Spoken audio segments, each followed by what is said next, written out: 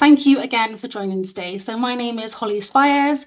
I am the Group Head of Marketing for Giant Group. I've been with Giant now for 8 years. It was 8 years last week, I think. I actually started in Giant Finance Plus, running social media accounts for Giant Finance Plus. And a lot has changed over that 8 years, but especially with social media. The one thing that hasn't changed is that it's always changing. So this session today, hopefully, I'm just going to cover off the basics of social media. So, where you should be, where you start, just some kind of guidance and some tips on what to post, when to post, how frequently. But I am happy to have a one-on-one chat with anyone that wants a bit more detail or a bit more personalized information. My email's on the last slide, so you can get in touch at any time.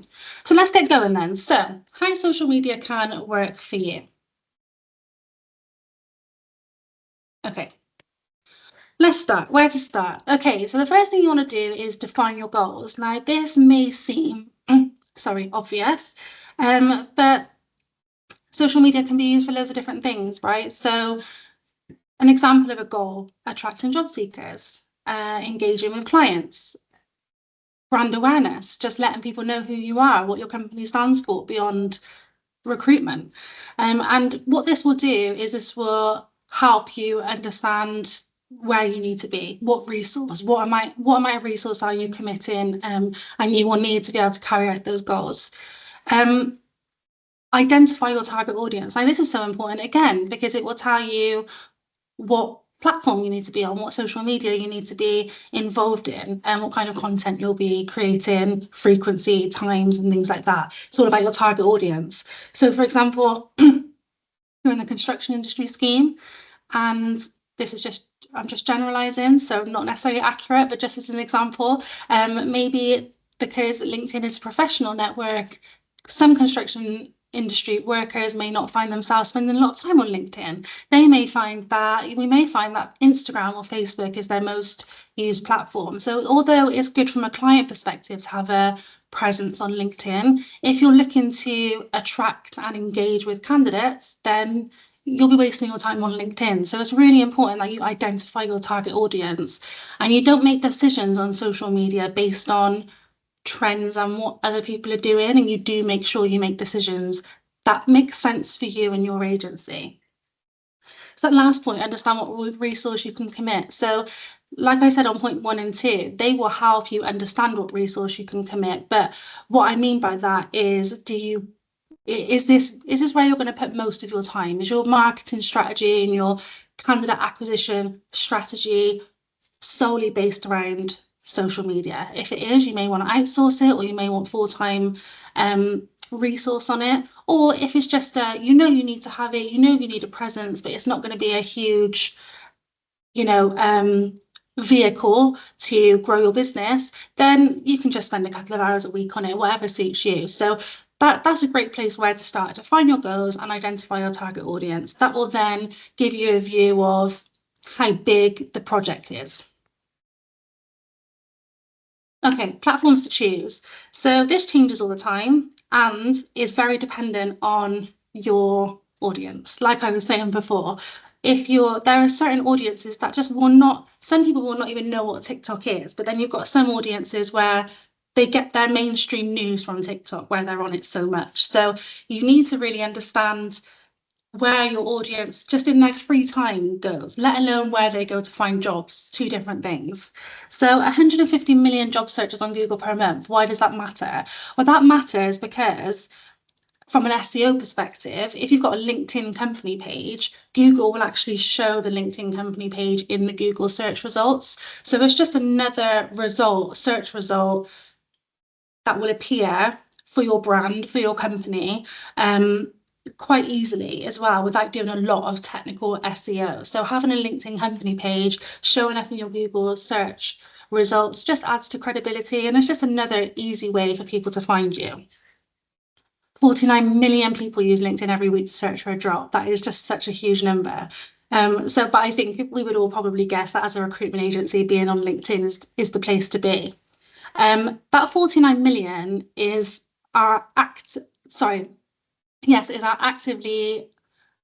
seeking people that are actively seeking a job, right? So, and that's 30% of the workforce. So that means 70% of the workforce are just like basic marketing. You want to get in front of them so that when they're ready to look for a job or they're actively looking for a job, they think of you to help them with that mission. So you have to consider when you're thinking about social media and the platforms, the content, etc., what those two different things. How can you get in front of your active job seekers and then your passive job seekers?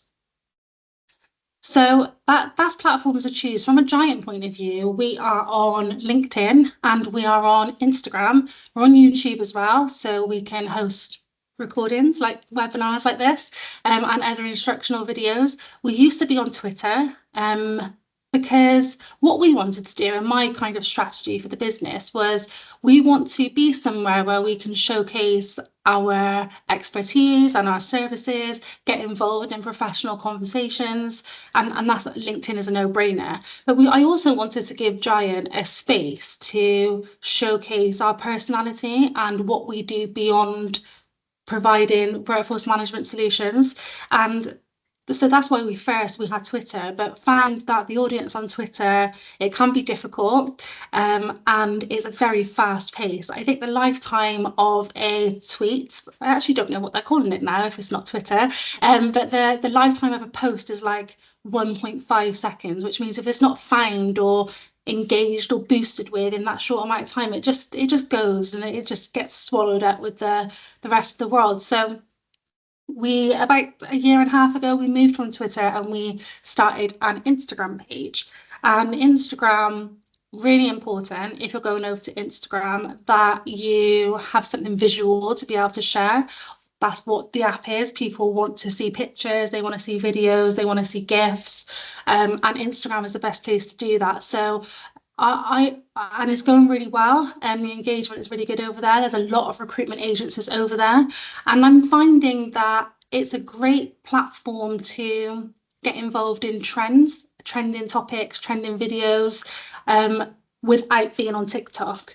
So Snapchat is the younger generation, not exclusively, like I said, I'm generalizing a little bit, but they're obviously, everyone's unique. So Snapchat, from my experience, is the younger generation, but again, depending on your sector, your industry, and your target audience, that might be exactly where you need to be. Okay, so what to post. Now, I will send these slides around because I've added some links here at the top, which are just some really handy sites. So for this that Answer the Public one, for example, it's just like a search engine, but it will tell you what people in your industry are talking about. Or you can search for a topic, say, for example, IR35 or off-payroll working, and it will bring you up results of people having those conversations. So you can get involved in the conversations and create and post content that other people are speaking about. So what to post? Again, this will be dependent on you defining your goals and your target audience, but generally speaking, here's just some high-level themes for you to look at. Job listings, of course, get your job listings on there.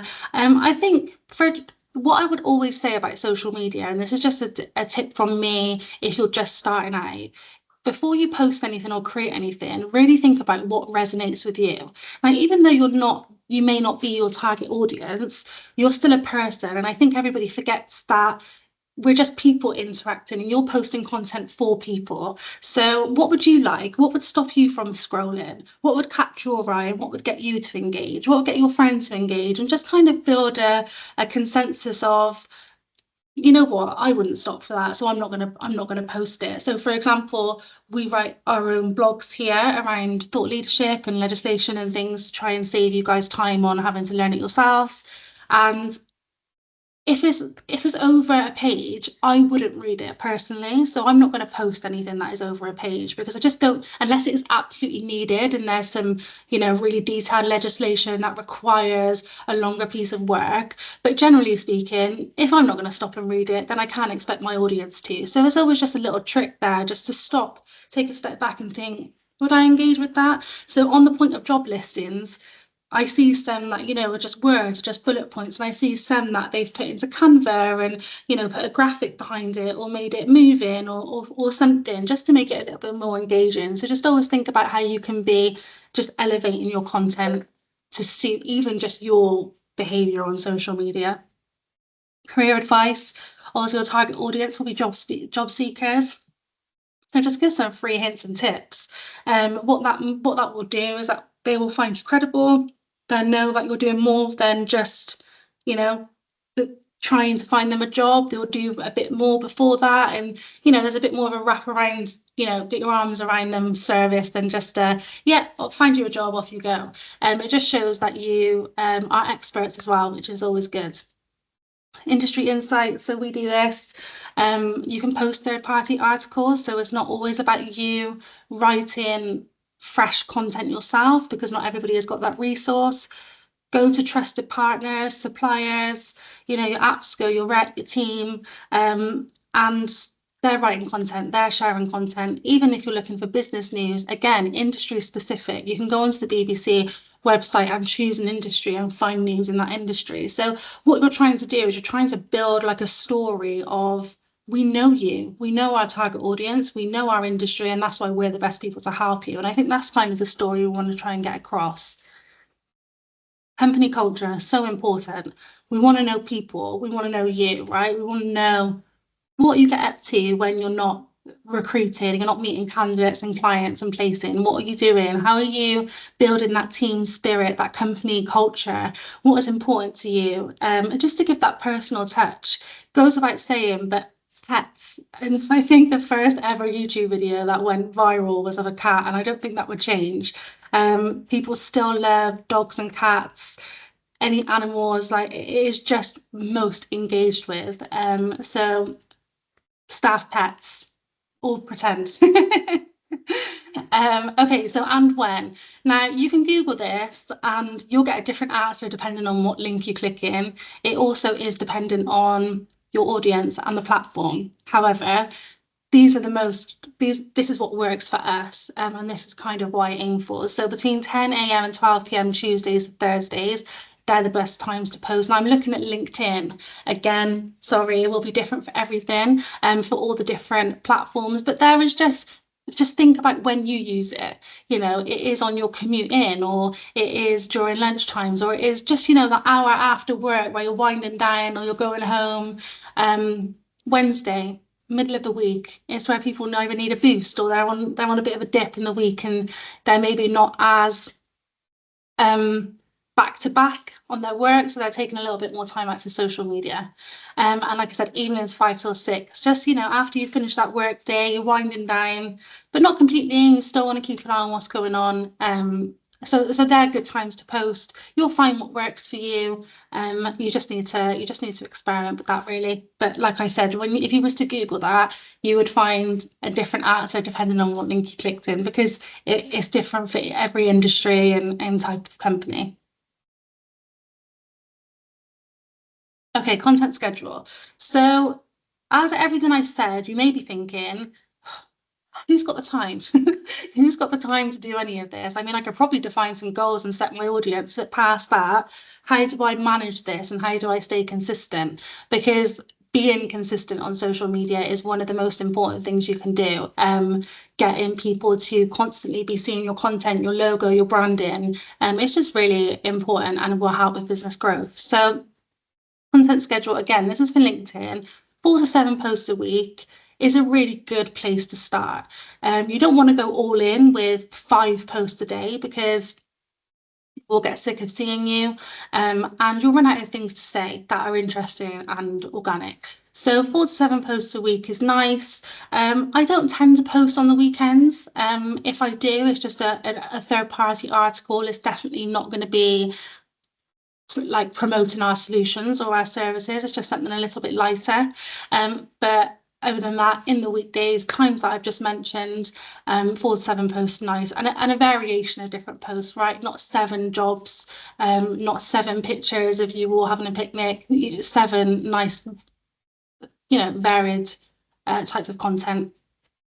Now, you don't have to do this as and when you're thinking of it. You don't have to be engaged and logged into social media all the time. Right? You do have to engage, but not all the time. So, and that's what puts a lot of people off, is thinking that this is just going to totally consume them.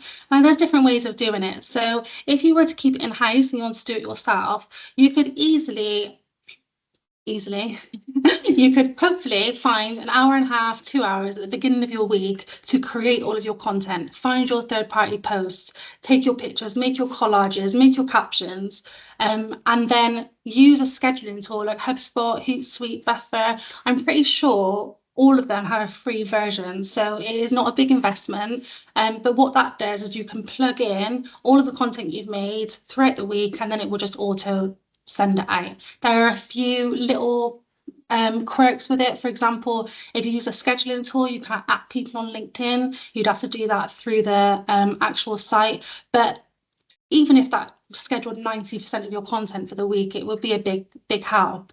Again, if anyone needs a recommendation or a hand setting that up or using that, I'm more than happy to go over it with you. It'd be quite straightforward once you know how to do it. And then I think the most important thing, and something I think, again, everyone forgets, is that it's social networking, right? So the point of it is networking. So yes, it's fantastic to create your page and get everything branded and post content regularly and consistently. But if you're not having a conversation, you're not trying to spark debate or asking people's opinion or even answering questions from people in your industry, then you're not networking, you're just posting. So I would always try and engage. Your post, they could ask questions, you could create polls, you could create surveys, things like that to get the conversation going. Or the best way to get support is to show support. So if somebody in your industry has posted a poll or a question, or a picture, just post underneath. Everybody that likes that picture will then see your comment underneath. They'll see that you're active, they'll see your name and your agency name, and it's just good awareness. So I think it's just really important that people don't forget to engage, and that can be tricky with companies, especially if you're outsourcing, because it's really important that the person that is engaging on your company behalf completely embodies your company culture and personality, because that's the whole point, right? It's about recognition and brand recognition. So just the way around that is just some brand guidelines and tone of voice guidance, some examples. What would you do? And that's how you can kind of manage that. But yeah, don't forget to engage, have an opinion, have something to say. Okay, so that comes to the end of it. I think I've covered everything. Like I said, I will send this slide deck out just so you can get the links to those sites. They're quite helpful. Another link I included was like national days, because online there's a national day for absolutely everything, whether it's pizza day, coffee day, cat day, and it's just a nice, easy piece of content to put out there. It's something that is topical and, like I said, just easy. It's not offensive to say National Cat Day or National Pizza Day. So it's a nice way to get a little bit of light-hearted content out there. So I'll send these around after. But did anyone have any questions for me at this point? Like I said, my email's on there. So if you've got any questions, or if you haven't got a LinkedIn company profile and you're thinking, how do I start? Me and my team are more than happy to help you out with that. It's no problem at all. So just drop me an email after.